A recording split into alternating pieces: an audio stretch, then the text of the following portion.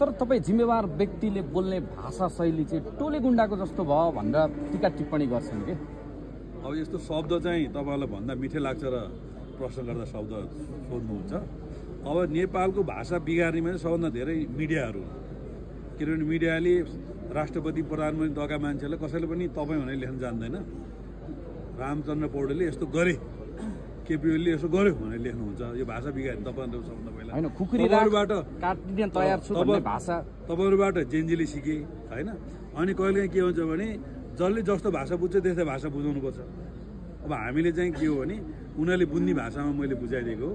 खुकुरी बिचमा राखौँ, छानबिन गरौँ, म काटिन तयार छु, दोषी देखेँ नदेखेँ तपाईँहरू काटिन तयार हो त भनेर जो तल्लो स्तरमा उत्रिएर अर्काको राजनीतिक जीवन, सामाजिक जीवन र चरित्र र सबै सक्ने ढङ्गले लागेका साथीहरूलाई मैले यो जवाफ दिएको हुँ। र मेरो निजी जीवनका सन्दर्भमा तपाईँले जे प्रश्न उठाउनु हो, महेशले राष्ट्रघात गर्दैन, महेशले भ्रष्टाचार गर्दैन, महेशले अपराध गर्दैन। र महेशको ब्याकग्राउन्ड जो 23 वर्षको उमेरमा गुन्डु गाविसको अध्यक्ष भएर